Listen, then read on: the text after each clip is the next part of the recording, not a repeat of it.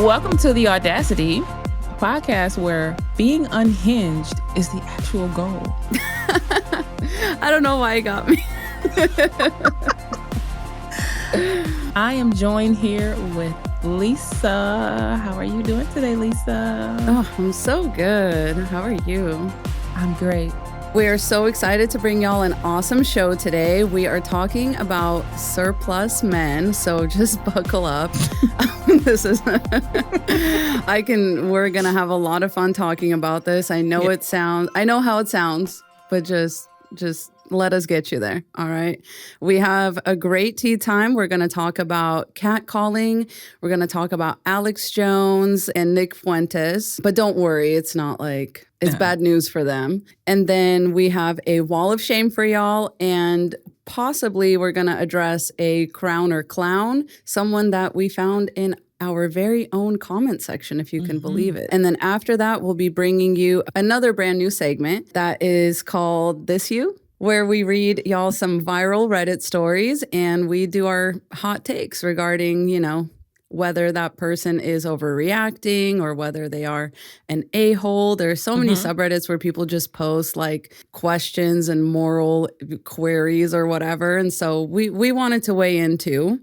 And so we'll be doing that. And if you are joining us for the Crumpet segment, which you can do if you are a Patreon VIP or if you sign up for our YouTube memberships, which some people did. So welcome. We're so happy to have y'all. Yes. And this week's Crumpets is going to be the top 3 things that instantly make a man hotter. And we would love to hear from y'all. So please sign up, whether that is YouTube memberships or Patreon. And I'm going to pass it over to Sovereign to tell y'all about our Patreon. Yeah. So if you have not joined our Patreon, that is where you need to be. Like, what are you doing with your life? Seriously. You'll get early access to episodes and ad-free listening or viewing. You get our weekly bonus unhinged and uncensored segment, Crumpets, that you won't hear anywhere else. We get really unhinged and we have a lot of fun in there. I'm still thinking about the one we just did the other week. I saw a Simpsons commercial and tell me why I was like looking at Homer in a different light. I was like, I feel ashamed. I feel so weird. Don't show me something with Big Bird on it, because oh my god. Oh my god. Yeah, y'all missed it. If y'all don't have a VIP, we have fun and we like really talk about things that we probably shouldn't talk about on YouTube, and it's uncensored. It's so much fun. I just want to say that if you sign up, you can see all of them from all the weeks before. They're like in a playlist, and so you can just watch them like back to back to back. I actually did that the other day and I enjoyed it very much. Yes. Like, we have had some really good topics on there. So definitely. You also will get priority mailbag and topic submissions and voting power for future segments and episodes that we do. And you have access to our private feminist community. It's lovely. The people that are in there love it. So come join us. Women and women only. We have a new VIP member, Lauren. Yay! Welcome, Lauren. Welcome, Lauren. Woo! And we have a tea spiller, Mila, if I'm saying that right. Thanks for spilling the tea with us. Yes, I love the tea spillers. I do. Well, speaking of tea, should we get to it? Yeah. Okay, yeah. Let's start with Alex Jones and Nick Fuentes being banned off of YouTube, like before they could even set foot into crazy. It's crazy. And it's like, I don't know why, but I'm kind of torn about it because I know that like it sets a precedent. Like it does.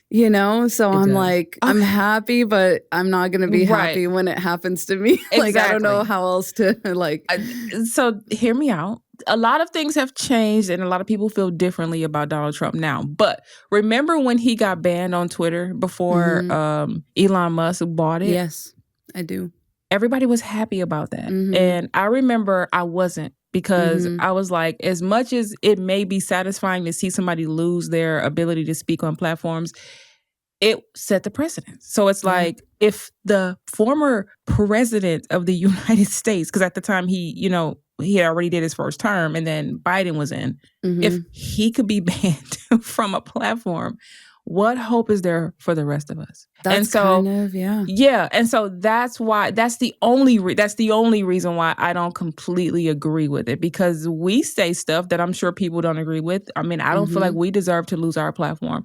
That's where the whole freedom of speech, comes in, especially with the whole Jimmy Kimmel thing that came up again with like, do we have freedom of speech in this country or not? So that's the only reason why. It's funny, even when like Fresh and Fit got demonetized on YouTube. I mean, like we were all like, yes, they got demonetized. Fuck it. But at the same time, it's like, it's true. I don't necessarily agree as much as I cannot stand them.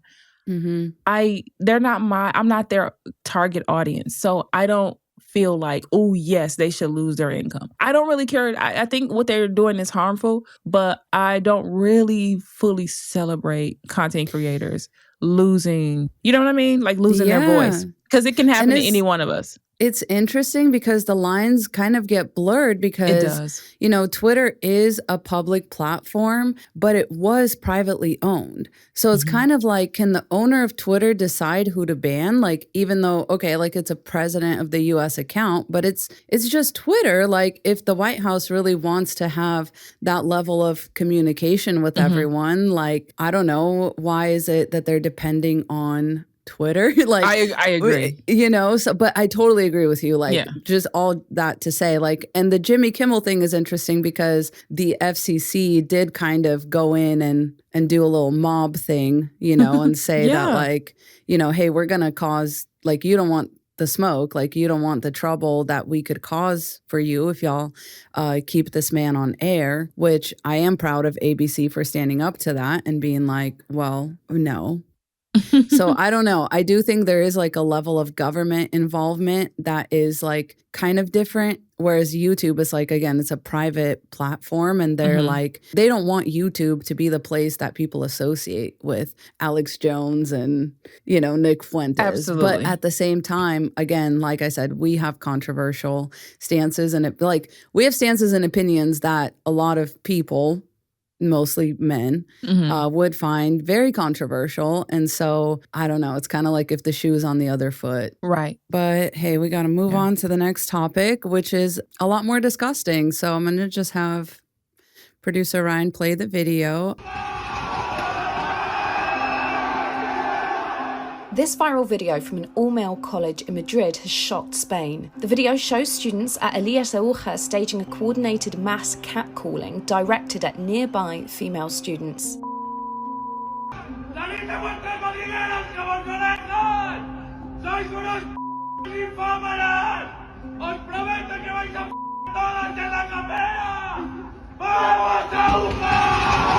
Universidad Complutense de Madrid says the ringleader of the incident has been expelled and that a full investigation would take place. Spain's Prime Minister, Pedro Sánchez, said the footage was inexplicable, unjustifiable, and disgusting. According to Público, this isn't the first time this exact same thing has happened, with older students reportedly teaching younger students at the all-male college the chant in previous years. Irene Montero, Spain's Equality Minister, said, "It is an obvious sign that sex education is needed and that institutions must stop legitimizing sexist discourse."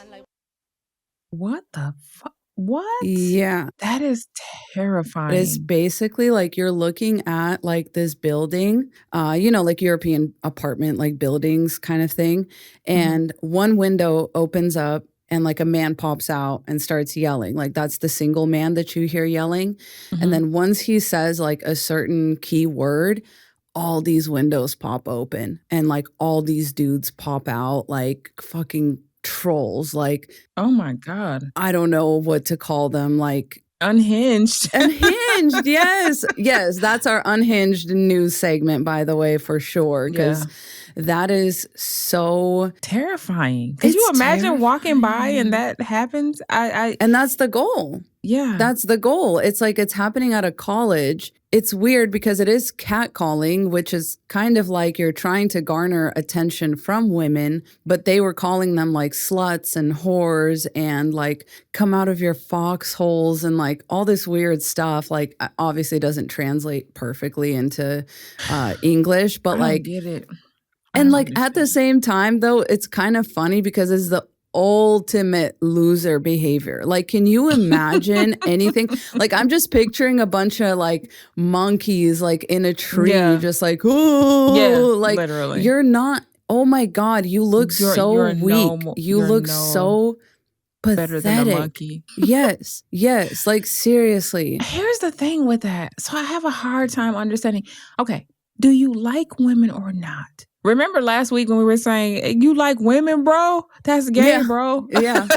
You know, like it's giving that. It's giving for sure. that. Because it's like, if you like women, scaring them and calling them out their name is the last thing you should be doing. But then if you don't like women, that's fine. And y'all like each other, that's perfectly fine. Why still bother women? Why still catcall? Why still call us out of our name? Why? Does anybody have an answer? I really don't understand. It doesn't make any sense to me. You either like women and you are so childish and have a child mindset to where you don't really know how to communicate. Talk to girls. You don't know how to talk to girls. Yeah. It's like, if you're in college, that means you're a full-fledged adult and you still haven't figured out how to communicate with women? And you think scaring them and making them not even want to walk by or whatever in the first place is the way to get it? Future surplus males. Three words for y'all. I literally don't know. I don't get it. I don't get it either. I'm so confused. Because men who like men and they're out there with it, they don't bother. They don't bother women. They don't really. I was thinking about that. I'm saying generally speaking, like, they don't bother. And they openly like women. Yeah, for sure. That's why some like straight guys get called gay, because they don't hide their love for women. Like, they don't act like they hate women. And so then other men call them gay. So it's gay to like women. It's gay to like women. Okay, I think we solved the problem. I think we solved it. I think that is the unhinged part. It turns out that it's gay to like women. And as a man. If you're a man and you like women, you're gay. You're gay. That's the new gay. And so these men must really be super straight, and they want everyone to know it because, you know, that's the only reason I can come up with, you know, because it's also like that. I just keep thinking of hanging out the passenger side of his best friend's ride. You know, like, it's also just literally hollering, hollering at women. I can't. Besides being terrified for my life, it would be just as funny. Do you know what I mean? Like, I would be in tears from laughter. But also, I would have to keep my head on a swivel because I'm like, I don't know which one of these men are about to attack me. And see, so this is why I talk about needing gangs of women. Like, we need the girls to get... I know that you can't get like a proper gun in Europe, and I wouldn't want you to do this with a proper gun, okay? But at least a BB gun, right? And then just open fire on these damn windows, because what the fuck? If you're gonna hang out, you know what I mean? Yeah. Or eggs. Okay, fine. Eggs. Listen. No, Ryan, it has to be something that hurts. It has to be something that hurts. Like, something that will, like... What can you throw that hurts? Baseballs. Or golf balls. Golf balls. Baseball. Okay, yeah. Just set up right there, you know? Ladies, this is how you get them to never do this shit again. With one of those... T-shirt cannons. I just put bags of poop in it. Don't they have I have so many ideas. Yeah. Ladies. Yes.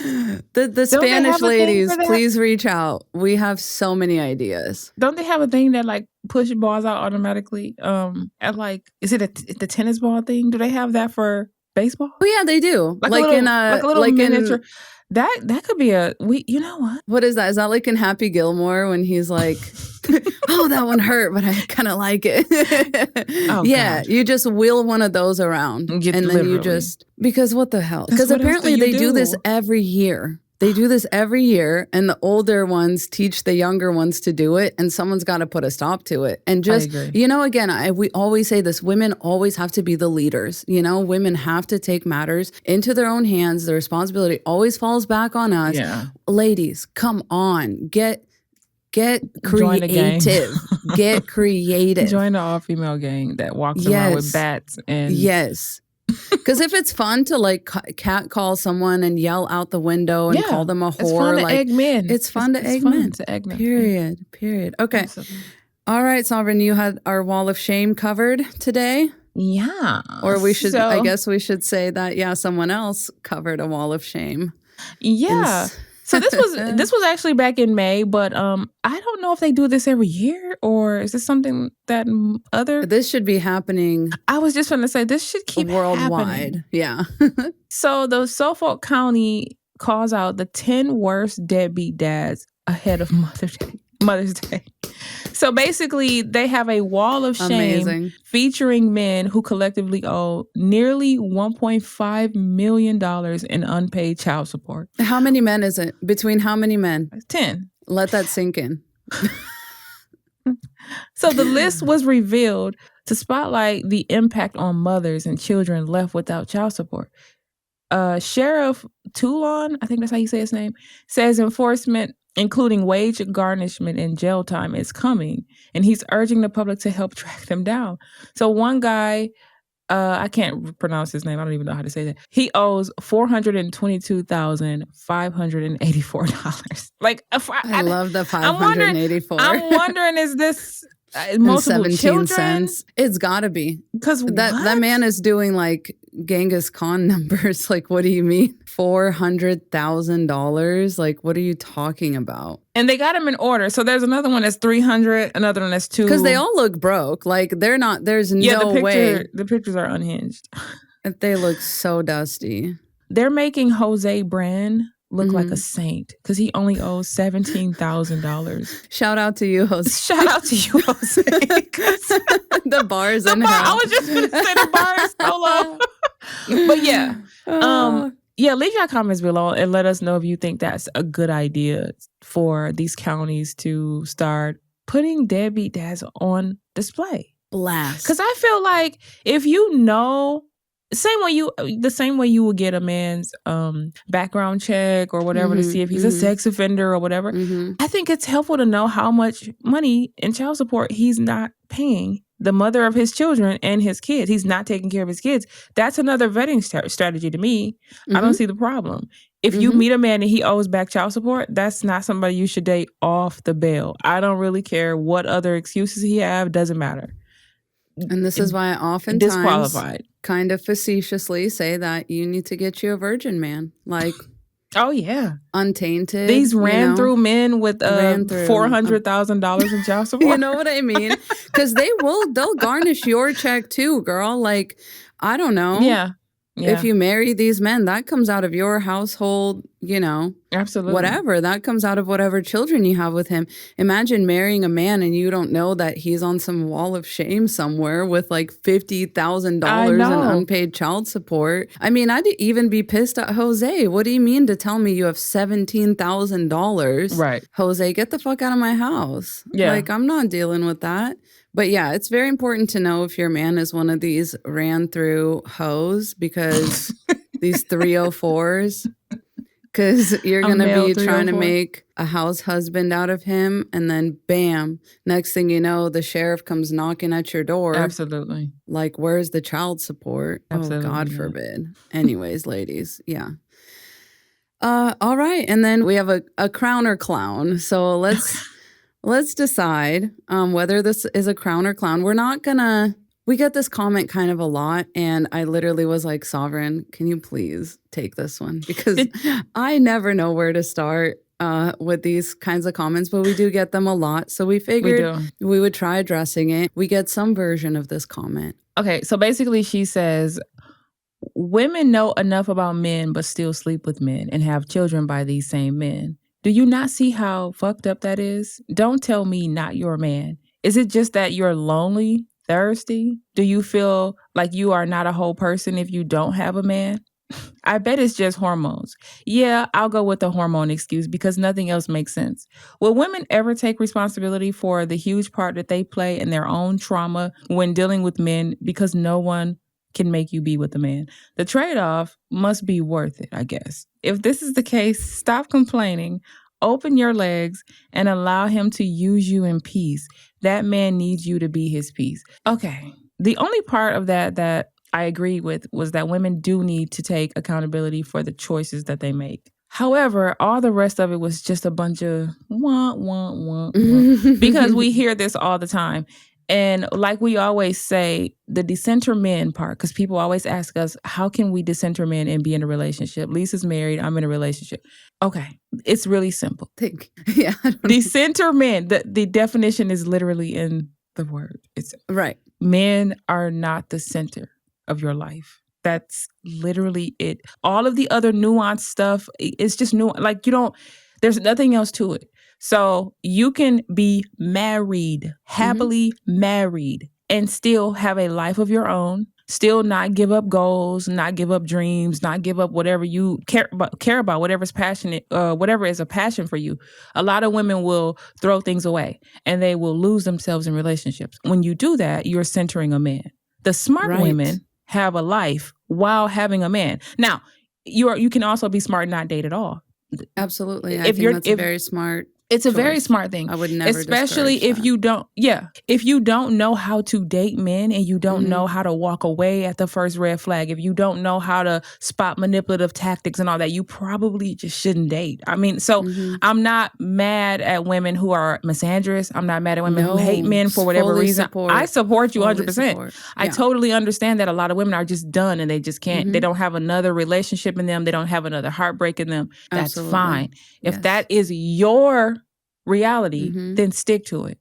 But for those of us over here who can vet, I would say for the most part, I'm not saying that I'm immune. I'm not saying that at all. But I know what I want. And so I am in a very, I would say, unconventional relationship anyway. So that's what works for me. Practically, I think like just a lot of people have trouble picturing it because of the way that marriage and relationships are portrayed in media, which is why we talk about this, because it's like you can have something different, but you just wouldn't know it looking around, you know, like every time you see a rom-com, it's like, oh, here's this career woman who, you know, clearly just needs some dick, you know, like she clearly, all of her life's problems are actually going to be solved by this like small town loser that, you know, from her like parents' hometown that she left to pursue a career in New York. But actually, no, she's going to be happier living on some stupid ass, failing ass farm with him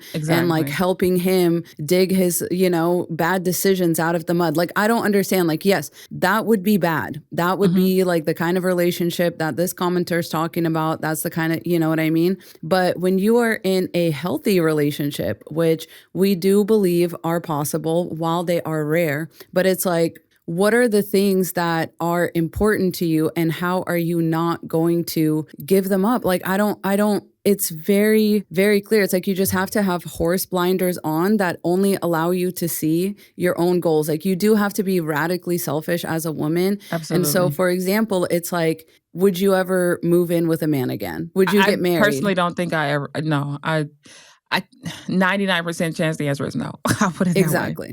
Exactly. Like it would have to benefit the entire fuck out of me. Right? So that's the thing. I'm okay with that. A lot of people will look at my situation and say, oh, well, you've been together for X amount of years or whatever, you know, as we progress. And it's like, and you don't have a ring. And they don't understand that I don't want to get married. I don't care about getting married. Marriage is not, has never been a goal for me. Yeah. Yes. So that's what I'm saying. There are women who know how to date men, be with men, be married to men or whatever. And they know themselves and they're not losing themselves. And I'm sorry if you are one of those women who have not figured that out yet. The only thing I can hope for you is that one day you will figure it out. Some of us have kind of figured it out. And I hate to say it like, oh, we got all the answers. That's not what I'm saying either. But it's just some people know themselves. I knew I didn't want kids at the age of 7. Some people just know who they are. You know, sometimes you're gonna come across people who just know who they are. So I don't know. I hope that helps. I don't know why this concept is so hard for people. If you're in a relationship with a man, you can decenter him. That's it. It doesn't mean you hate them. It doesn't mean that they should all burn in hell. It just means that you're not the center. That's literally it. And I think like the thing that people have a lot of trouble with is it's like, well, yeah, like you tell women not to date men, but then you go home and there's a man there. And it's like, yeah, but I wouldn't date him if he was like not benefiting me. Like, does that make sense? Like, and the stories that we hear every day, if he were doing those things, I wouldn't be with him. It wouldn't be with him. That like, I don't know why that, Why is that so hard? If I woke up tomorrow and things were different in my relationship, like I'm set to leave. Like Facts. That's how I live my whole life, you know, and always has been. So yes. It's kind of like it's a calculated like risk, I guess. But it's also like, again, people just picture it as this all-consuming thing. And I'm like, if that's how you're picturing it, then we're not on the same page. Yeah, like, you're not talking about me. And exactly. Because you're never going to see it from that point of view. I literally read that comment and I was like looking around like who is she talking to? Who are you talking to? I had the same reaction. I'm like, I don't... And maybe she wasn't talking to us. I don't know. And I'm also not into like shaming women like in these kinds of ways because it is really difficult. Like both Sovereign and I oftentimes acknowledge that we have had like a unique set of circumstances, or we had a unique understanding of the world that just kind of clicked into place at a very young age. And that's not to say, oh, we're better, like whatever. No, literally, we're telling you it was luck. Like we're telling you it has nothing to do with us. Same with like, you can also be like, have all your standards in check. You can be whatever. And there's just no man that will fit that. Yes. So then you knowingly stay single, right? That's all it is. So anyways, I hope that makes sense. God bless you. I don't know what else to say. One quick thing. Please. We never say every single man on the planet is trash. I just say that the vast majority of them are. That's not all. Mm-hmm. Even if I think it's 98%. Mm-hmm. You know what I'm saying? Like, that's not going to change. A lot of men are not good people. Mm-hmm. Some are. Some women get lucky and find decent men and some don't. That's it. That is what it is. And I believe, men who are willing to submit to women's superior leadership can be rehabilitated or whatever. Like, that's what I'm saying. Like, yeah, but you're not going to find a lot of those men. A lot of men are not submissive and they're not good. No, they're husband material. Hanging out of buildings, catcalling and yelling at women. Like, we cannot in good faith tell you to date those men. No, my God. We just can't do that. All right. Anyways. And also, Godspeed. You gotta not be afraid to walk away. That's the key. No matter what situation you're in, you have to be solid within yourself enough to walk the fuck away of things. That's it. That's all there is to it. Okay, I'm done. Yep. All right. All right. That was a great tea time. And we are ready to move into our main segment, which I'm so excited about. We're going to be talking about surplus men, who they are, why you should care, what do we do about it? Or I guess, what is the government going to do about it? I can't take a drink right now. I just gotta wait. Oh, so because I'm scared. I'm just right. You're gonna, and it's wine, so I know can't be risking that. So stick around, and we will dig right in. Be right back.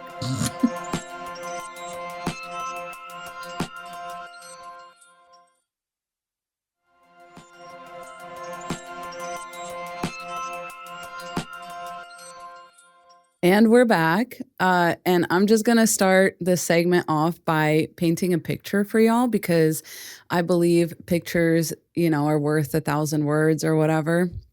And so just, close your eyes and go here with me. Sounds like a meditation yoga session. For some people, it might be. Listen, for some people, this might be music to their ears. But to me, I'm a little bit afraid. But okay, let's see. So Jason is 27. He works in a warehouse outside of St. Louis. Every night he gets home, microwaves a dinner, turns on YouTube, and opens Tinder. He swipes. Right. Nothing.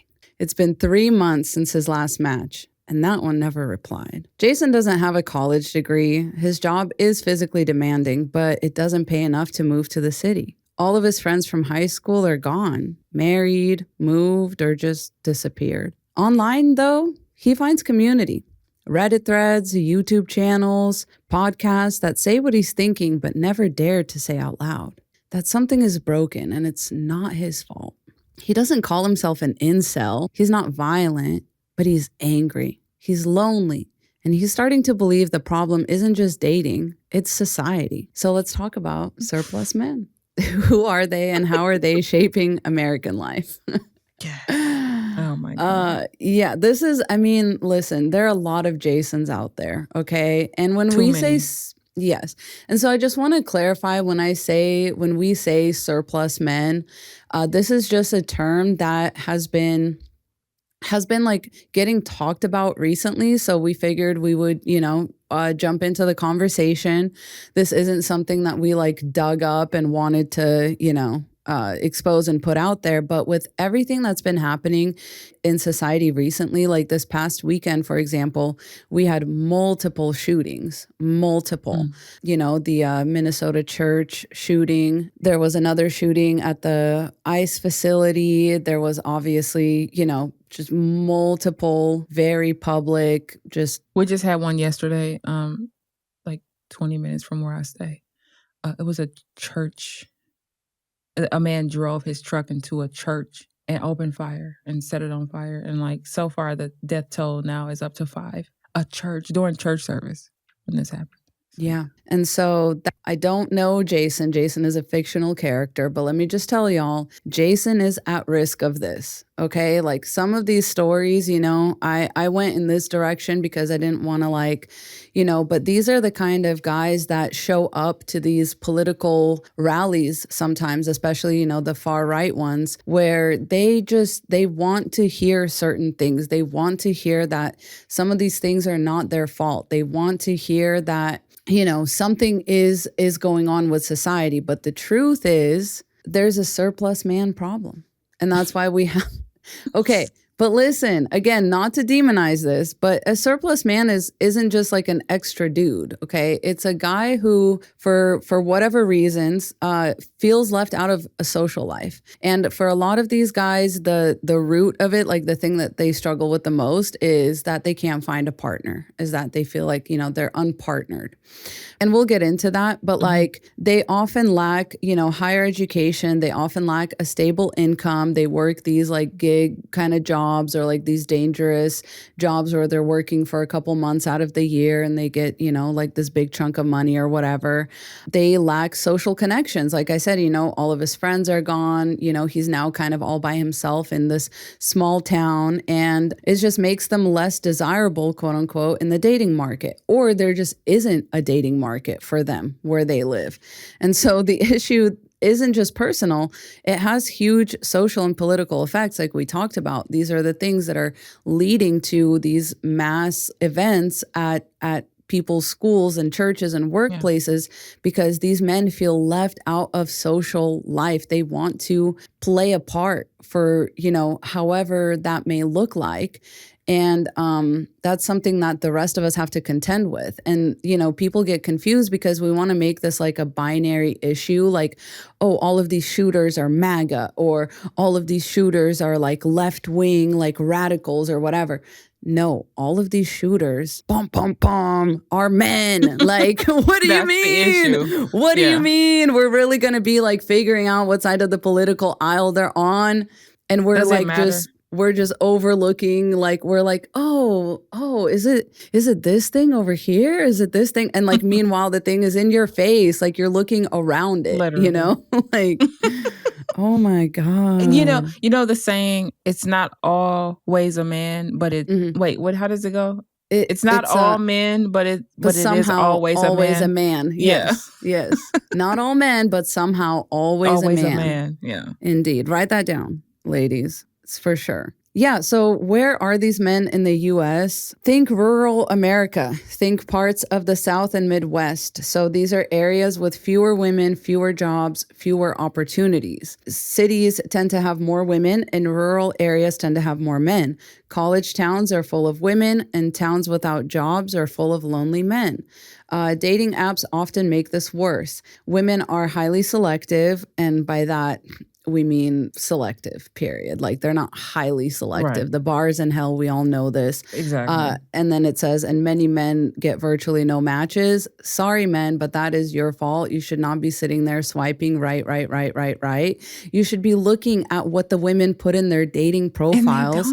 And they don't. You guys don't care. From what I'm hearing, they say that that's the number one thing that women complain about, is that they'll put something in their description and the men literally don't fucking read it. Don't read it. And if they read it, they ignore it anyways. It's just I also hear that like you'll match and then the man just doesn't send you a message. Like they'll just leave it. Like, dude, like the level of like princess, like how are you going to be like diabolical but want to be treated like a princess at the same time is crazy. It's like these men are struggling with purpose. Like this research comes from this surplus in Asian countries. So this in like China and India, about 10 years ago, there was a study done. We'll link it in the description.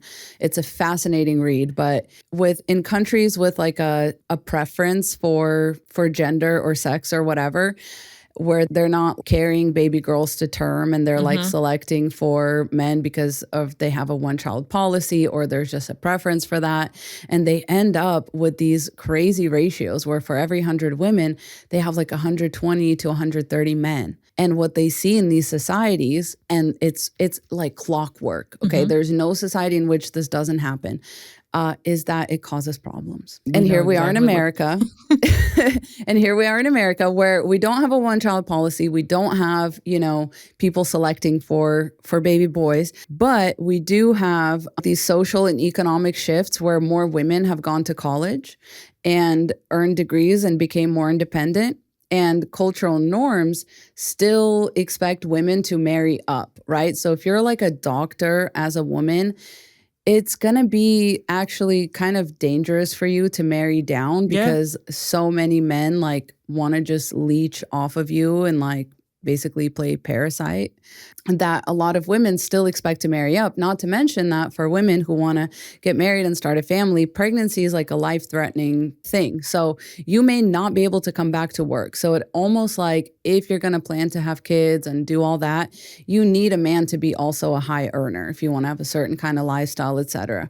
And so men without degrees or money get left out. Gender ratios in colleges and urban centers are also tilted towards women. And basically, the reason this matters is that, like Jason, okay, anger, loneliness, and radicalization feed off of each other. When these men get lonely, they get on the internet and they seek advice from other men. We talked about this last week. A lot of this advice is just the red pill. It's just misogynistic. They're drawn to these online communities that promote resentment, conspiracy theories, they love this one, and extreme politics. And so there's been a rise in America in domestic terrorism that's linked to, these political extremist, anti-women, disaffected men. And so some researchers even argue that these surplus men are a national security risk. Okay, let that sink in. Absolutely. Conservative men and liberal men are affected by this alike, which is why we see them. I already addressed this. That's why we see it on both sides of the aisle. You never know what kind of man it is, but it's going to be a man. It's going to be a man.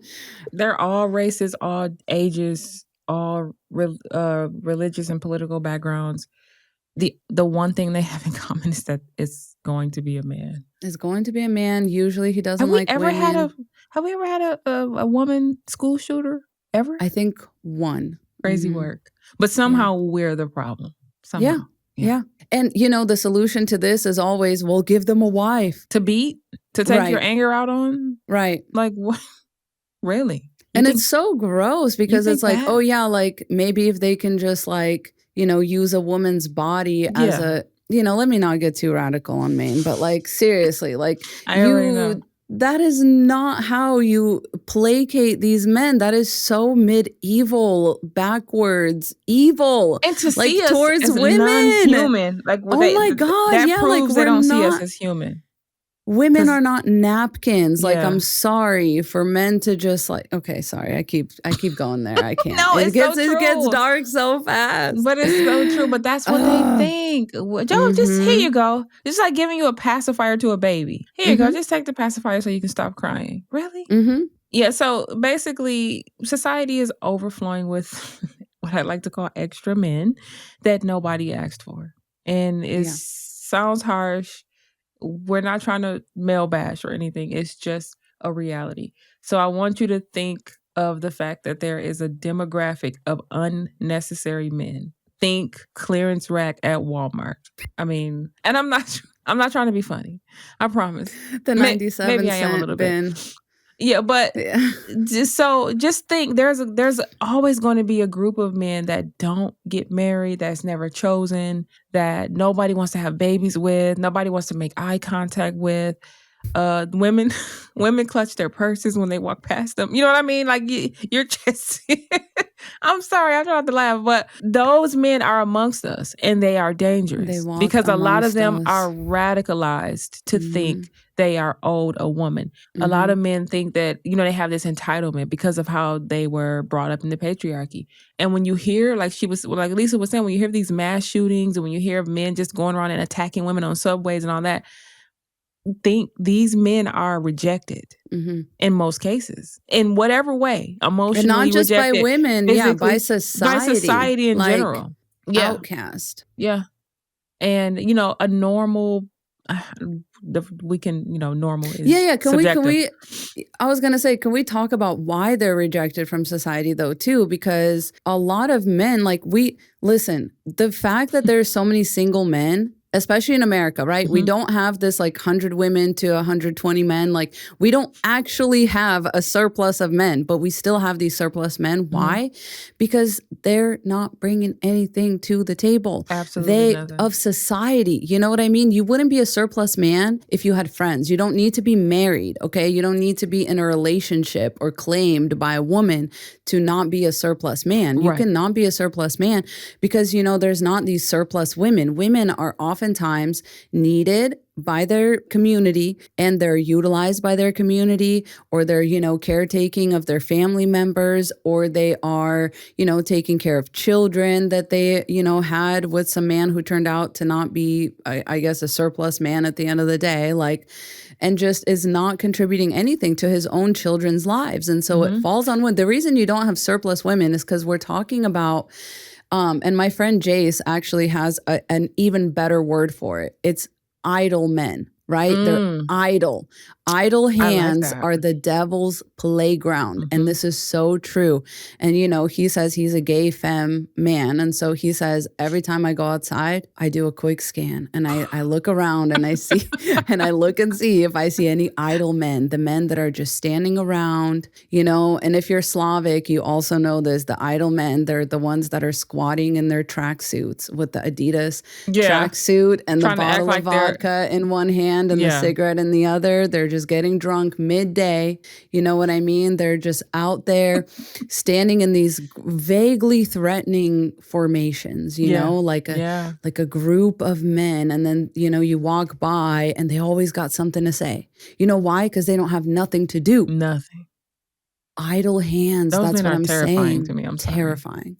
Absolutely. And truly, that's what they mean. That's what they mean when they say idle hands are the devil's playground, because when you have nothing to do, you're going to start getting more and more unhinged with it, Yeah. And the more it's like a snowball effect, and you get kind of addicted to the little dopamine hits of attention that you get from catcalling a woman or threatening a woman, or, and you're like, yeah, I made that bitch look, or I made that bitch, that's your whole life. That's what you live for. You're surplus. Okay.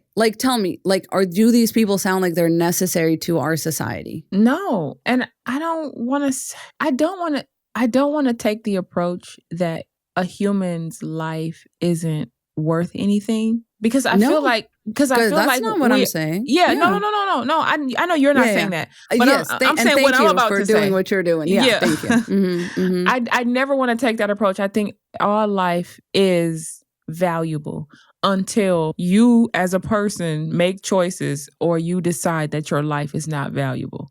Ooh, so I like that. There's a gem in there, because yes, it's how you think of yourself. Absolutely. It makes me think about when they were talking about how many men dropped out of the workforce because so many women are independent now and they don't need a man. And so now, what's the point? There is no gold at the end of the rainbow, so I don't need to go to work. I'll just live in my mom's basement, because work hard for what? No woman is picking me. Every woman is swiping right, or which one is it? Swiping left? Which one is the rejection direction? I want to say left. I've never been on a dating app. Me neither.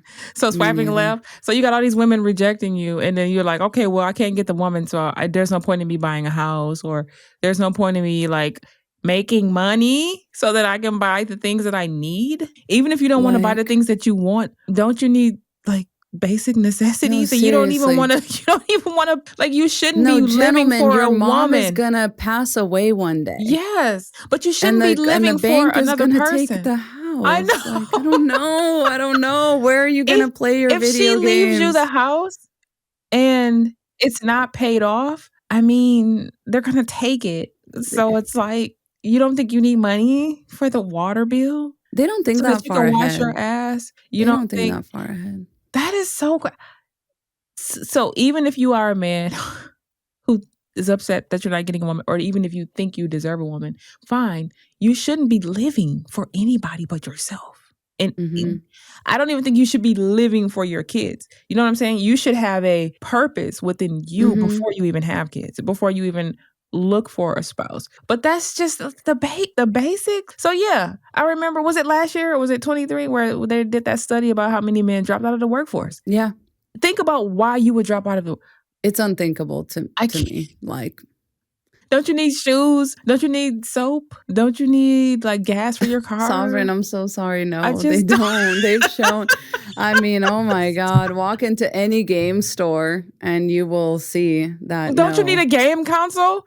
I mean, you don't... How are you going to buy it? That's the only thing you need money for. You ask your mom. You bully your mom. You threaten your mom. I actually do. Like, I have known of men that will physically threaten their frail, elderly mother and bully her into giving them money for like Magic the Gathering cards. Surplus men, I'm telling you, nobody wants to claim them. Please. And it's like, you have to realize you're not another person's responsibility. It's not a woman's job to claim and rehabilitate you. You would never do that for a woman. Isn't that the point of women existing? I guess so. Because what's fucked up is that even in the study, one of the men that, of course it's a man, but one of the men that is like quoted in the study literally says it's kind of like inhumane that we don't give these men a wife. Hold on, let me like quote it correctly. But wait, what? Yes. That sounds like some Jordan Peterson type. Yes. Jordan Peterson. Who else does this? Scott Galloway. People have been asking me to talk about him. I have. And he is so close to the point. The tater tot. You know who the tater tot is? Andrew Tate. Oh. They were calling him tater tot when he was like, quote unquote, relevant during the time people talked about him a lot. Somebody called me Andrea Tate in my comments. Stop. Are you serious? Oh my God. Tell me why I wasn't even offended. I was like, listen, that's a compliment to him. The Chinese have a special term for these surplus males, and they're called bare branches. So they're like branches of a family tree that would never bear fruit because no marriage partner might be found for them. Oh, that's deep. Yeah. Yeah. I actually really like that. Isn't that good? Bare branches. Wow. And they say that the behavior of young surplus males follows a broadly predictable pattern. So compared with other males in society, bare branches will be prone to seek satisfaction through vice and violence and will seek to capture resources that allow them to compete on a more equal footing with others. Yeah, so this dude named David Courtwright says, it is when young men cannot or do not marry that socially disruptive behavior is intensified. An unmarried man between 24 and 35 years of age is about 3 times as likely to murder another male as is a married man the same age. Some of this difference no doubt reflects the kind of men that do and don't get married to begin with, but a good part of the difference may lie in the pacifying effect of marriage. Murder isn't the only thing an unpacified man is more likely to do. He is also more likely to incur various risks, committing robbery, for example, to gain the resources that may attract women. He is more likely to rape. Abuse of drugs and alcohol compound the problem by further diminishing his chances of ever earning enough money to attract women by legitimate means. Okay, so now we're going to get into the part of this that might be a little bit controversial, but just so y'all know, it is true. And you're about to probably learn something about our society as a whole. And you're about to learn that a lot of what we consider like pillars of our society, marriage included, are just strategies for dealing with these men. Yeah. And I promise you, everything is going to like make sense and fall into place. So just buckle up, okay? So this section of the study is called State Political Organization in High Sex Ratio Societies, aka societies with a number of these surplus males. They will tend to develop authoritarian political systems over time. That's starting to sound familiar? For these are better equipped to deal with possible large-scale intra-societal violence created by society's selection for these bare branches, okay? As Christian Mosqueda and Neil Weiner wrote, choice of political system made by the members of a population is somewhat restricted by the age composition of its male population. Robert Wright is even more blunt. Few things are more anxiety-producing for an elite governing class than gobs of unmarried and childless men with at least a modicum of political power, meaning they can vote. Mm-hmm. Extreme polygyny often goes hand in hand, basically what men like to call hypergamy is polygyny, like women marrying up. Mm-hmm. Often goes hand in hand with extreme political hierarchy and reaches its zenith under the most despotic regimes, leaving lots of men without wives. This part cracks me up because they always get so close to the point and then they're like, anyways, here's why it's women's problem, actually. Right, literally. Women got to get in bed with these like fucking losers and pacify them. So gross. Leaving lots of men without wives is not just inegalitarian, it's dangerous. A nation in which large numbers of low-income men remain mateless is not the kind of country many of us would want to live in. And I think we're definitely finding this out. And the study basically says that like these men kind of like test each other and they don't rise above the behavior of like the worst behavior in the group. Like that's why we say the bar is in hell, is because the way that these men, like when they start interacting with each other because of all the ideas that we have around masculinity and like what being a man is, they basically tend to egg each other on and like peer pressure each other into worse and worse and worse and worse behavior. And this is where I promise we're not going to go this deep on it, but this is where you've heard about groypers recently. You've heard about transmaxing recently. We're not going to get into that, but it's all just products of this. It's products of these men that are not given any other purpose by society other than to like work or to be married. And then when there's, and both of those, right. Well, okay, but we'll get there. But it's like when these men, but both of those things are kind of affected by women's status, right? Like, so it's like as women rise up in society, these men start refusing to work and they start being like, wait, where's our wife? Like, where's my government mandated wife? It's not government mandated. And I say government mandated because but it kind of is. That's the reason why the government takes our rights away every couple of decades, is because we have these men. So now what else does the government do to deal with these men? I mean, wait. Listen, I'm just saying, like, when you look around at like all of our societal, what's it called? Like pillars of society, I think they were all invented to deal with this issue. They like all schools, were. You know what I mean? Schools, they were open to boys only. You know, this is like an attempt to kind of get out ahead of useless men. This is all in the study, by the way. I just don't want to say it in like those terms, but I don't want to put anybody to sleep. But like they send them to like dangerous building projects or whatever. They send them to build dams or to build railways or whatever. Like all of those things where men are like, we built society. Sir, you were put to work by the government because the government understands what you will do if you are not put to work. Absolutely. Same thing with the laws. Like 99.999% of all laws were created because of men and their behavior. Like, you know, and it's not to say women don't commit crimes, but the laws itself were put in place because y'all got to remember, women were left out of almost everything. All the studies, education, industries, we couldn't vote. We were left out of literally everything. When they were developing medicines, they didn't consider women's bodies at all. Like, so they were doing all of this for men. So the laws like were don't rape, don't kill, don't do these because of men. So the fabric of everything is put in place because they understood male behavior. They understood male nature. They understood what men would do if they didn't have anything to do, like a wife and kids to come home to and go to work and do these things because that gave them purpose, allegedly. Another thing the government really loves to do is to send these men off to the war. Like, you know what I mean? They even make up conflicts sometimes. They do. So again, like all of these things that men are like, we fight in wars for y'all. Like, no, baby, you fight in wars because the government doesn't want to deal with y'all. Absolutely. Like, the government is eager. They're waiting.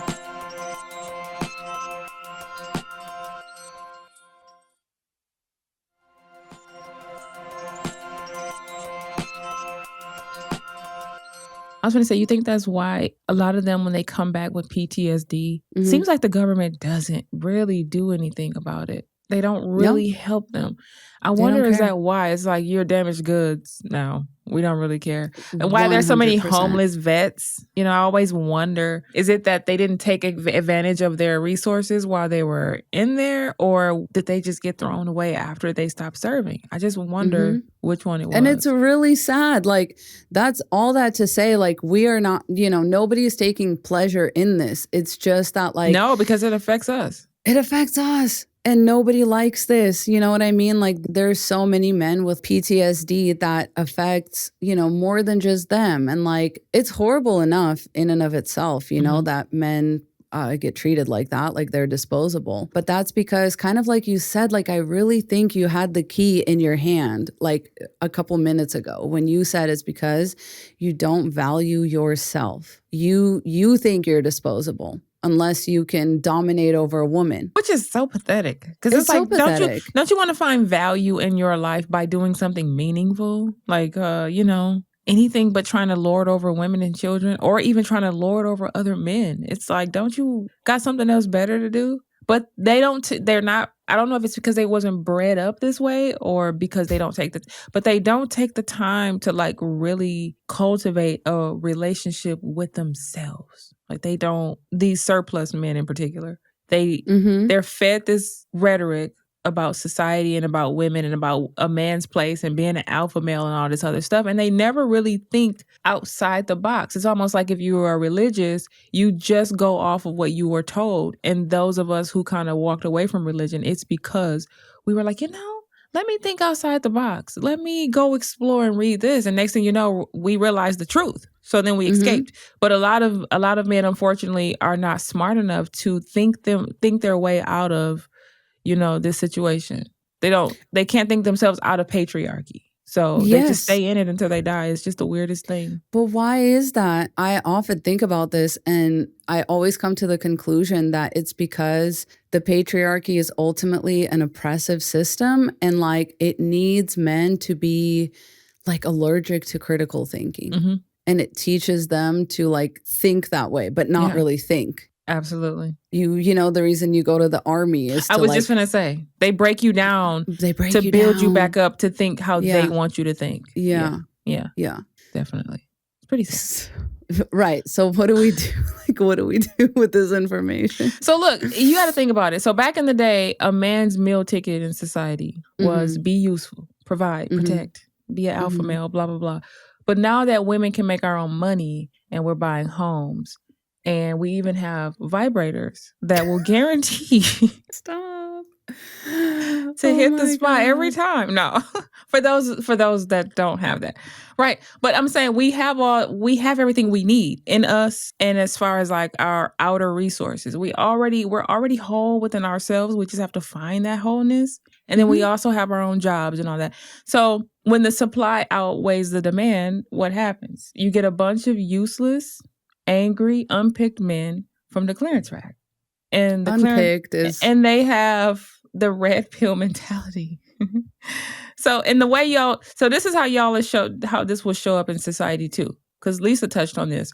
But for those of y'all who are still on dating apps, And I'm side-eyeing any woman that's still dating apps. We will continue saying this. We're going to keep get off you. the dating apps. Get off the dating Don't do it, girl. Please, because you're wasting your time. Okay, so women get 1 million likes, but men are swiping into the void like Ghost, Haunting, Tinder, and Hinge.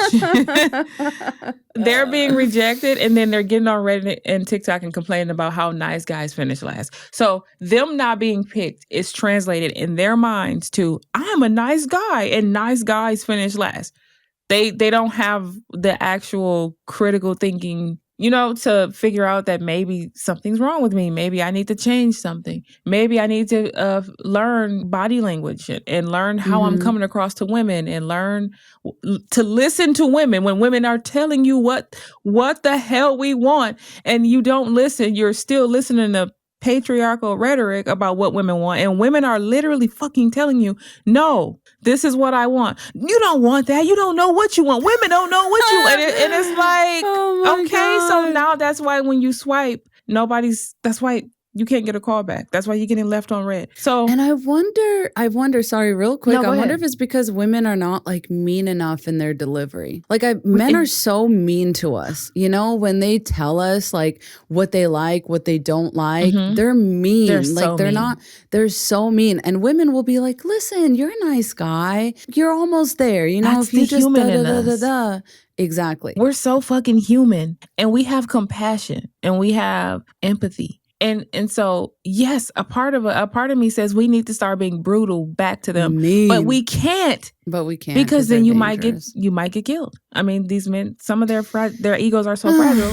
They might, punch you in the face. They may shank you to death on a subway train just because you said no about giving. So it's like, but women are so human that we are like, we don't want to hurt a man's feelings. Like that's not what we want. Yeah. We don't, I don't want to tell you you're too short. Sorry, shrimp, you're too short. I'm never going to tell you that's the reason why, I'll just make up something and say I'm married. Where she's like, he said, I should be nicer. Well, your dick should be bigger.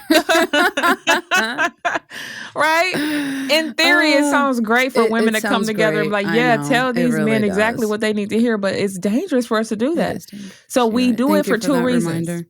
We're nice because we're human, and we also do it for our safety. It's like it's really that simple, right? But the other way is that men thought having a paycheck was all they needed to get a physical and emotional punching bag. So they thought that they could continue to shame and bully single women, women who are unmarried, women who are settling, blah, blah. They thought that they were going to make us, back in the day, it used to hit real hard. Like, you're going to be an old single cat lady and no one's going to want you and you're going to be miserable. And back in the day, it was like, oh, God, you're clutching your pearls. Like, I don't want to end up like that. But when men say it now, it literally doesn't do anything. We're just like, yeah, give me the cats. Like, we ain't really tripping. You promise? Yeah, right. Yeah. Don't threaten me with a good time. Yeah. So these types of men, these surplus men, they fall into two main categories and a possible third category. Okay? Ooh. The first one is lonely incels with either a sex robot, if you can afford it, which I don't think most of them can. But no. But how sad. An AI chat girlfriend that they think is actually real after a certain amount of time. Like the man who died going to meet with a chatbot. But anyways. Or the old-fashioned hand, lotion, and sock trio is what I like to call it. So that's what they're doing behind closed doors. One of those three things. Then you got the keyboard, what I like to call it keyboard thugs. Because they'll be online in comment sections under our videos. Oh my God. Literally like trying to clown women. They're coming with their red pill talking points because all of us whores, all of us women. 304s. Yeah, the 304s. We're for the streets. We're trash. We're useless without kids. We're useless without a man. We're bitter because we are ignoring them and we don't care. That's our problem. That's our problem, ladies.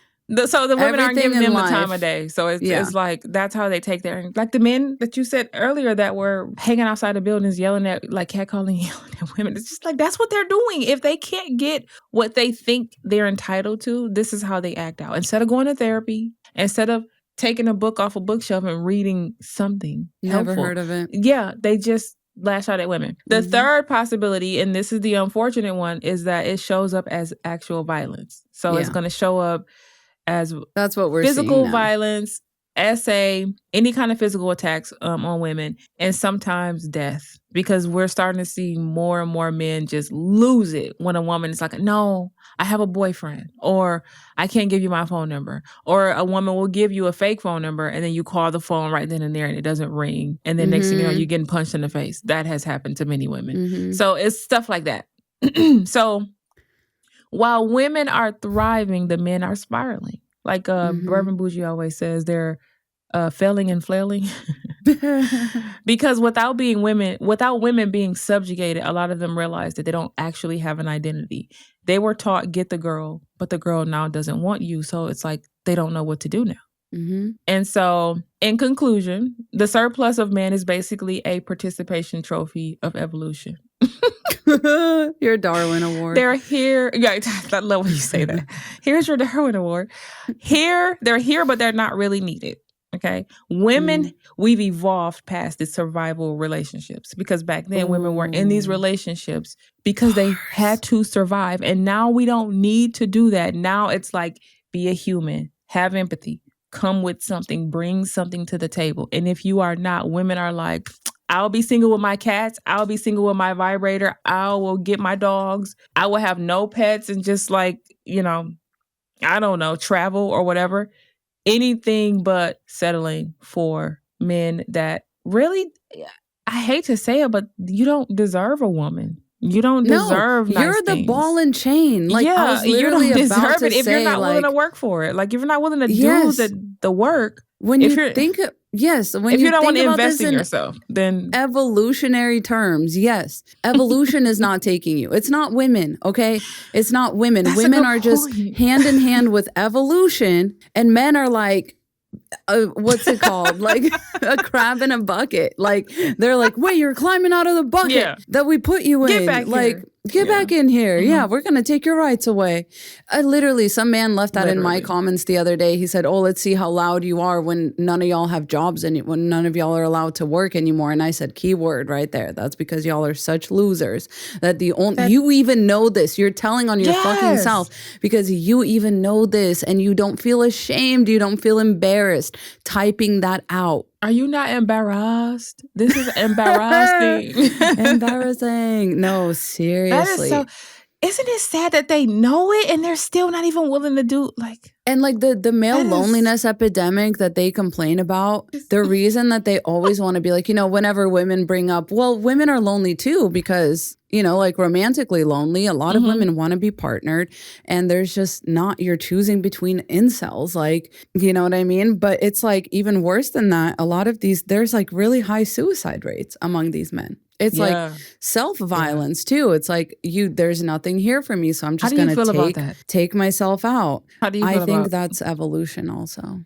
I think that's really sad. I think it's self-inflicted because that's how much you hate women. Again, what was that video? Misogyny is a rake. Like I said this last week. Misogyny is a rake. Every time you step on it, it's going to hit you in between your eyes every single time. And it's totally to varying levels, right? But the most misogynistic men, I swear, are the ones taking themselves out the most. And that's because Mother Nature is Mother Nature. Yeah, I agree. What did Beyonce say? When you love me, you love yourself. Was that the same video or was it a different video where you said to go against women, that means you hate everything. Humanity. Because you hate everything everything. Because it's women true. are the source.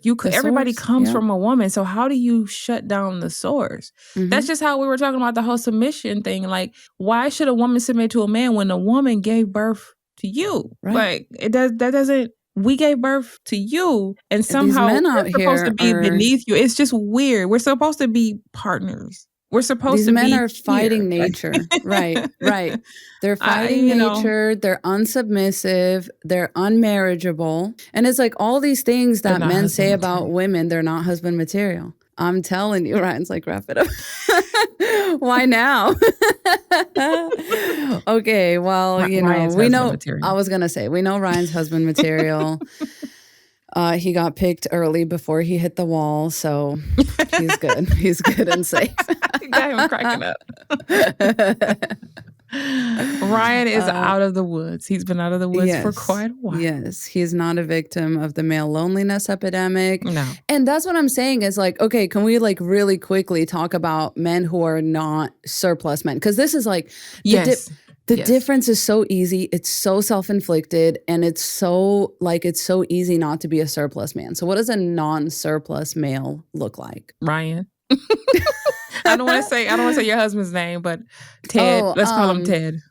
Right. Well, I was just going to say, like, the characteristics will be, and please join us for Crumpets, because I do think we're going to, like, dig into that there, the 3 things that make a man instantly hotter. Mm-hmm. Like, we're going to be talking about this. But I would say it's things like, is useful to his community. That's a non-surplus male. Like, boom, right there, you have a purpose. You're not in the surplus. You're not on the outskirts of like society. Yeah. You know, overarching all of this is non-misogynistic. I'm sorry, fellas, it is not gay to love women. It's not. It's not gay to love the feminine. It's not gay to embrace the feminine within yourself. You know what I mean? And I don't mean painting your nails so that you can get laid. Like, no. Stop painting your nails, okay? Get in touch with yourself. Find your soul, okay? Don't find a new nail polish color.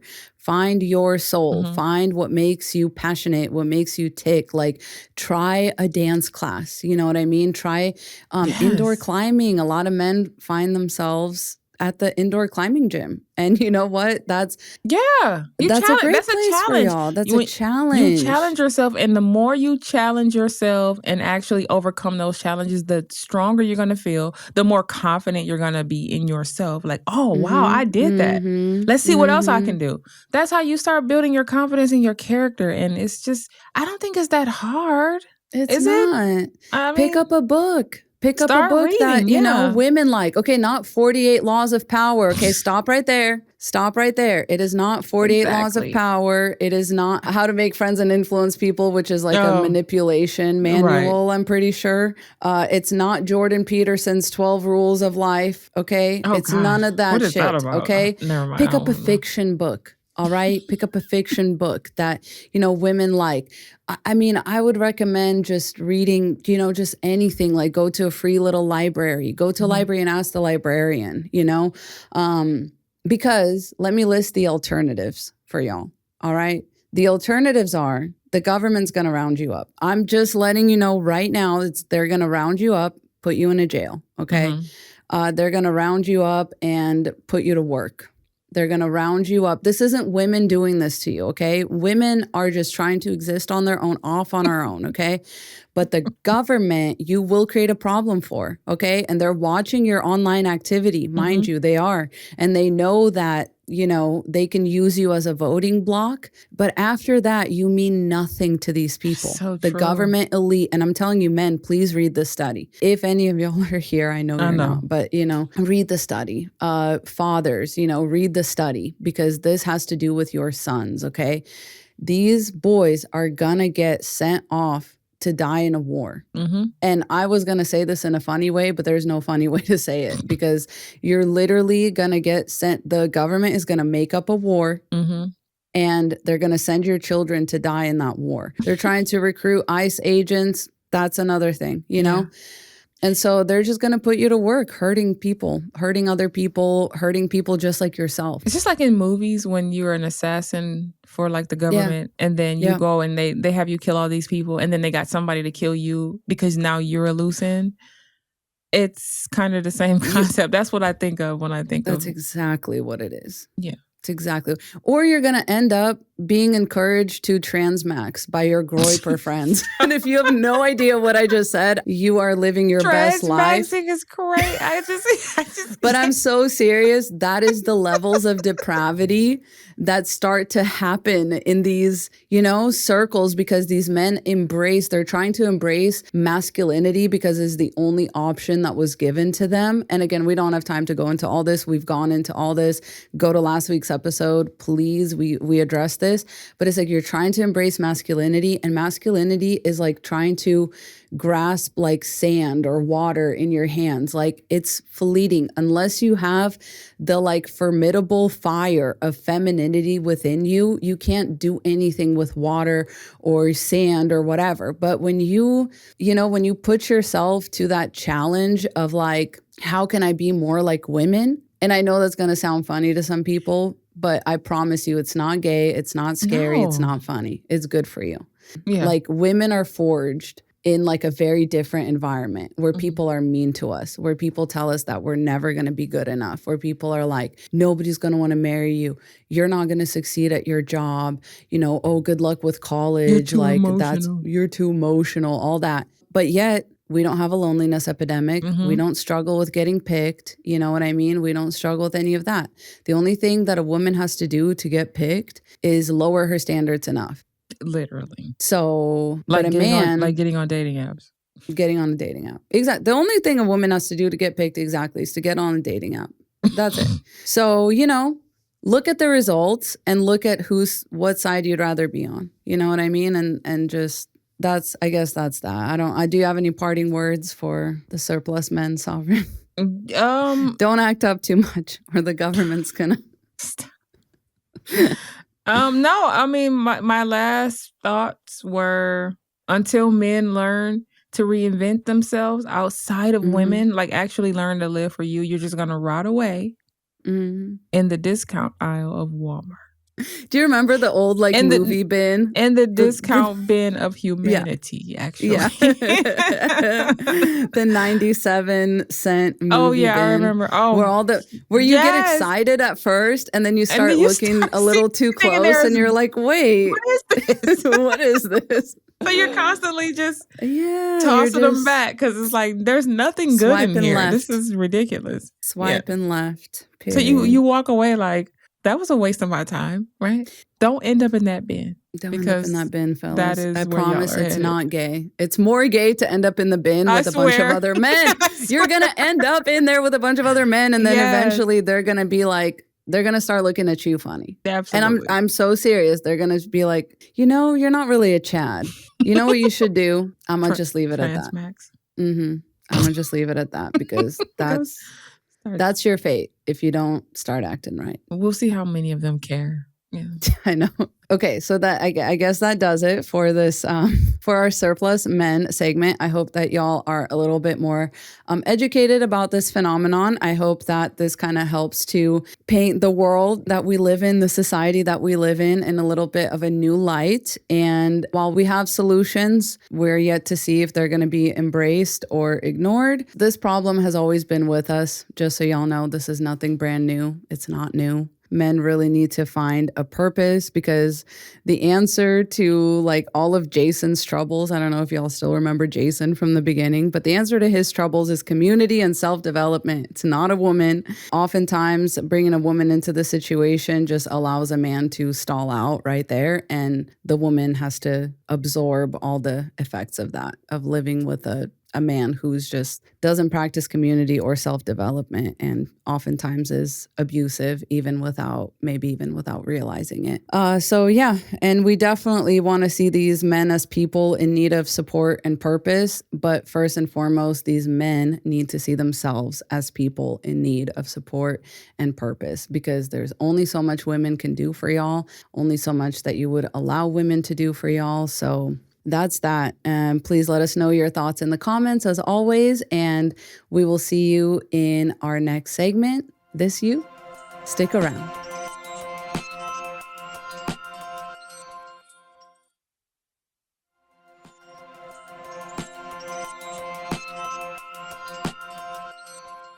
And we're back with our brand new segment called This You.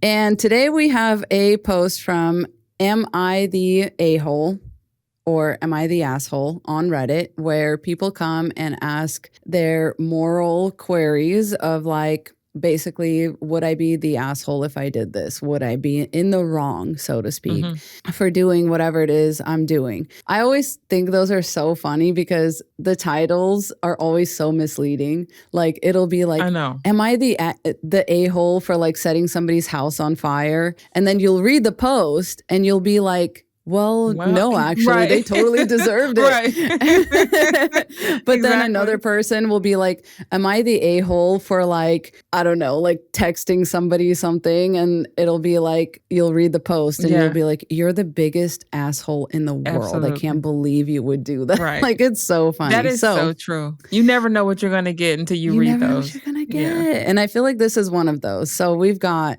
am I the a-hole for setting up a bills only account when my wife said she could spend her money however she wanted? So the post says, my wife, 30 female, and I, 32 male, have been married for 3 years, together for 6. Overall, it's been a good marriage and she's a good partner, but there's been one ongoing issue that drives me crazy: money. I've been the sole provider for the last 5 years. I cover all the bills, rent, savings, vacations, everything. 6 months ago, she picked up a small part-time job that brings in maybe $500 a month. Not much in the grand scheme of things, but it gave her some spending cash. The issue is that when she started making this side money, she began throwing around the phrase "my money" whenever I pushed back on her buying stuff we didn't need. For example, if I told her a purchase was wasteful, she'd say, fine, I'll use my money. That phrase really irritated me because in my mind, everything should be our money, not hers versus mine. The breaking point came one night. We had just spent $60 on dinner, and a few hours later, she wanted to order pizza, even though I was already cooking at home. I told her no, because we had just eaten and I didn't want to waste more money. She shot back with, I just got paid yesterday, so I can spend whatever I want. Instead of arguing, I let it go in the moment, but I decided to make a point. The next week, I quietly set up a new account. This is where it gets so diabolical. I transferred almost everything out of our joint account, which I'm the main contributor to, and created a bills only account where I deposited just enough to cover 3/4 of the monthly expenses like groceries, electricity, Wi-Fi, mortgage. I moved the rest of my income into a different bank account in my name. When the bills came due 17 days later, I told her I didn't have enough to cover everything and asked her to cover the rest. She was shocked. She checked the online banking and realized there wasn't enough money to pay for everything because I had intentionally set it up that way. We ended up a bit short, so I canceled Amazon Prime for the month and another few memberships. Didn't bother me since I barely shop there anyway. Also, my wife couldn't use what she thought was her money towards her multiple Amazon purchases and other many shopping purchases. She has been really pissed, and I know this isn't right, but I felt it was justified because she hasn't made a single effort to be respectful around the language when it comes to finances. So he's asking, is he the a-hole? Yeah. Yeah, absolutely. He has to ask. Absolutely. Yeah. 1,000%. Right? Like, not even a question. Not even a question.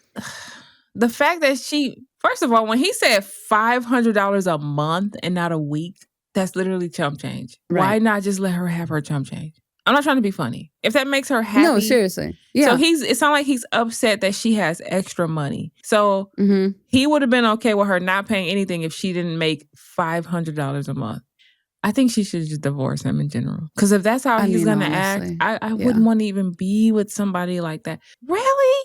Because my whole thing is this. If your wife is asking you for little frivolous things that you think is a waste of money, for an example, and you're saying no, so she's like, okay, well then I'll just do something that's going to make me a little bit of money. You should be happy. You should be like, oh, she can spend her little $500 on frivolous things. But no, the fact that she has joy in buying her little stuff pisses you off, and you're going to take money out of... I would file for divorce. I would file for divorce. Pizza? I wouldn't be able to do it. No. Like, I wouldn't be able to deal with him anymore. Order a thing of pizza? So I want to read I can't. Yeah, I wanted to read a couple of the responses. I would literally divorce him. Right. Or if I didn't divorce him, I would be turned off. the fact that you're this petty, I would be so turned off. Sahara you would want to divorce, literally. Desert. You would want to divorce me anyway because I wouldn't put out. I would be annoyed by you. Because how petty is that? The ick, like so bad. I got the ick just reading it. And there's so much.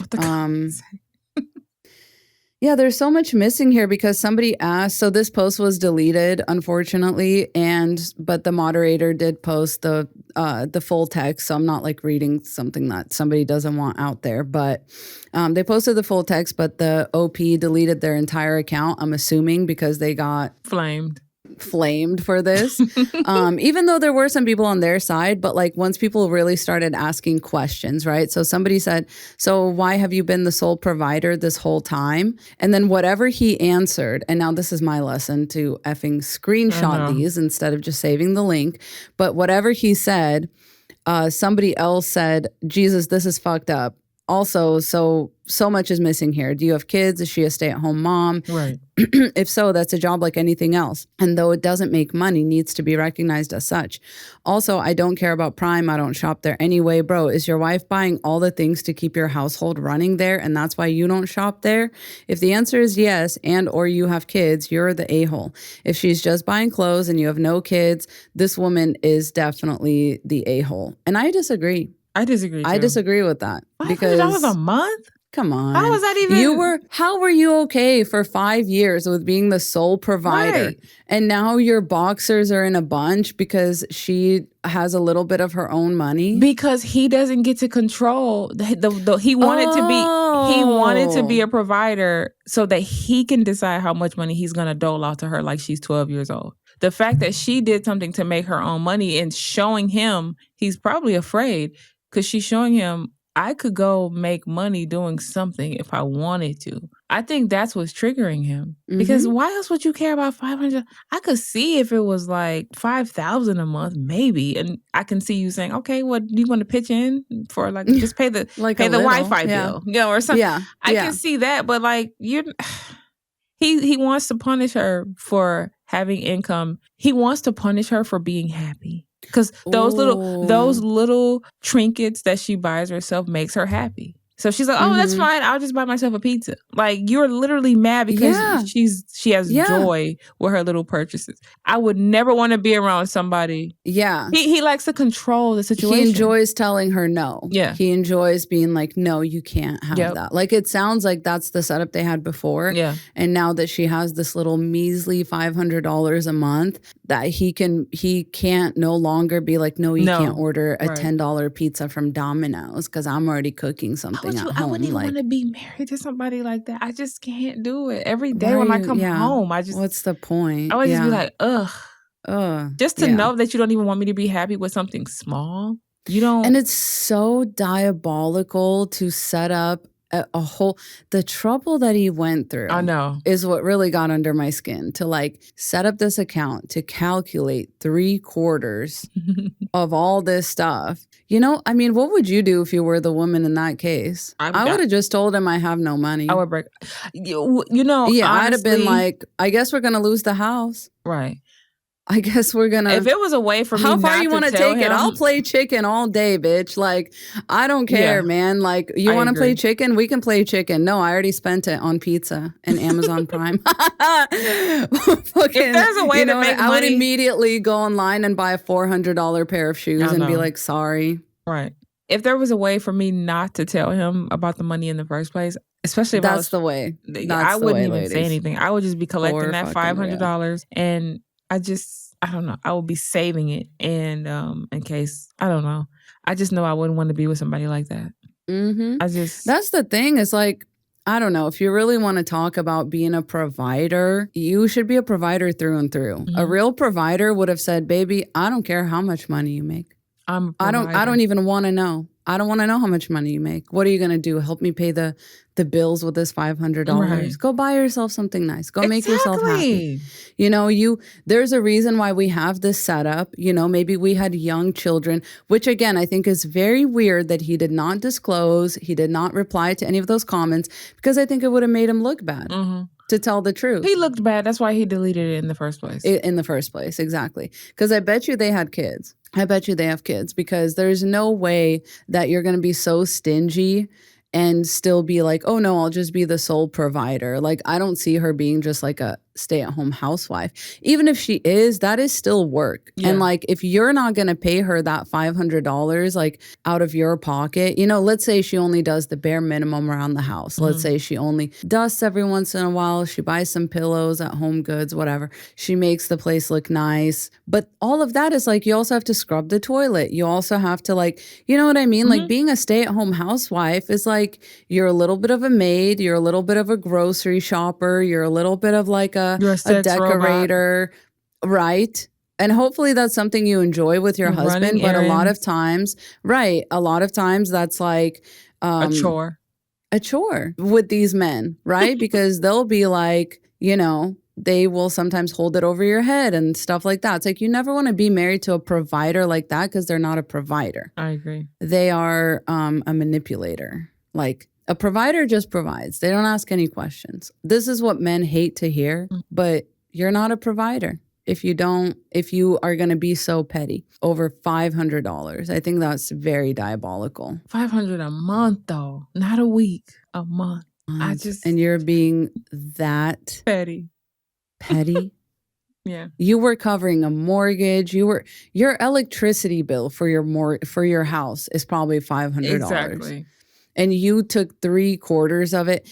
And then like, even worse, like, okay, say you did all that and you were like, to prove a point, you know, and she was like, oh, I don't have enough money. A normal person, even if they went this far, you know, to me, a normal person would be like, okay, obviously, babe, this was just a thought experiment.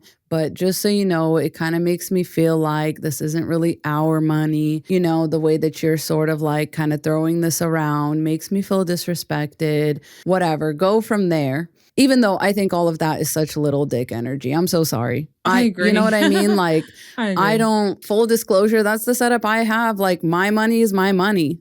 My money is my money. Always will be. Like, you know what I mean? I contribute to our household, you know, like it's not like I'm like withholding anything, but like, well, no, I am withholding things, but like, you know, I'm not like beyond like, obviously, but that is just, I don't know. I feel like that's just respectful. Like, I don't understand why as a woman you would be with a man if he wasn't paying your bill. Like, living with a man, right? I agree. If you're paying your own bills to maintain your independence because that's important to you, I'm 1000% am there with you. I think that's amazing. That's totally fine. We talk about this 50-50 thing all the time too. Please don't do that. That is a bad investment. When you're moving in with a man, you move in.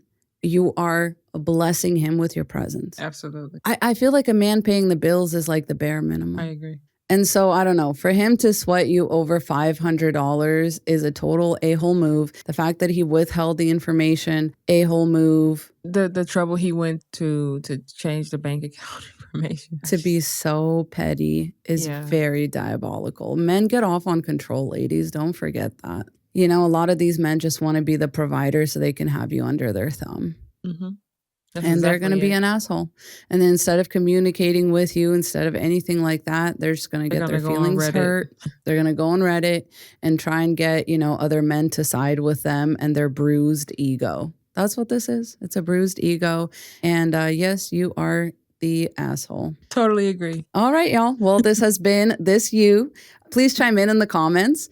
We'd love to hear your opinions. Was this man the a-hole, or was his wife the a-hole for wanting to spend her little, you know, $500 the way that she wanted to? What do you think? What kind of information was missing? I don't know. I love these Reddit posts. I could read these all day. So, I do too. And we have many more coming your way. And for our VIP subscribers, we are going to have, I don't know, a place where y'all can send the Reddit stories that y'all want us to look or to chime in on.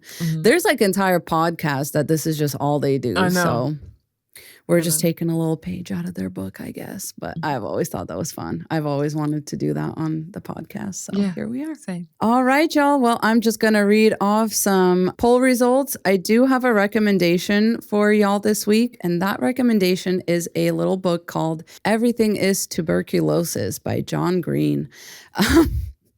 Listen, one of my best friends has been reading this book and she was like, it's very fascinating. Like, you wouldn't believe how so many things in our society is like actually tied back to tuberculosis, and including whiteness as a beauty standard. What? Yes, believe it or not. That's fascinating book, very quick read. It's more like kind of like a long-ish essay, but it's written in a way that's easy to read. So like if you've ever wondered where cowboy hats come from, tuberculosis. Really? Yeah. Do you wonder where whiteness as a beauty standard comes from? Believe it or not, tuberculosis. Like there's things that have to do with wars, also tuberculosis, everything. Wow. Everything really, truly is tuberculosis, but I'll let y'all find out for yourself. Another recommendation for y'all is our Reading the Tea Leaves blog. This is my little baby, my Patreon baby, and it is free to the public. So I never paywall them, and they're basically kind of like, what's it called? Like a supplement to the episode, basically every week. I just talk about the thing that we're going to talk about, but I don't actually like summarize it. It's usually something that we didn't get to, or just another perspective on it, or whatever. So if you want more content, if you want, just more reading material, Reading the Tea Leaves blog is available through our Patreon, available to the public. You don't have to be a member of our Patreon or anything. You can just go in there and read those. I don't even know if you have to log into Patreon to read it. I think they're just public. So we'll put a link to that in the recommendations as well. But yeah, I think just reading random things is also really helpful. Not everything I read is like feminism related. I think everything is fascinating. So there you go. That's my recommendation for this week. And our poll from last week was, have you ever lost yourself in a relationship and what did it look like? So we had option A, downplaying myself to avoid conflict or disapproval. Option B was caretaking because love felt tied to self-sacrifice. C was silencing my needs to keep the peace and feel worthy. And D was afraid of being selfish or too much if I took up space. What do you think people voted for? I'm not sure. I would have agreed with the first one for sure, and that one was very popular. But on our YouTube poll, I think a lot of people also said silencing my needs to keep the peace and feel worthy. And I think that's unfortunately a lot of women have that experience. We just tend to make ourselves smaller. Please check out that episode if you have not yet. It's called Why Do Women Make Themselves Smaller in Relationships? And it is available on all of our platforms. If you're a new listener, please go back, listen to all the episodes. We're so happy that you are here. Make sure you check out the Patreon, YouTube memberships if you want to get into our crumpets. And we are off to record one of those. So we'll see y'all next week. Bye.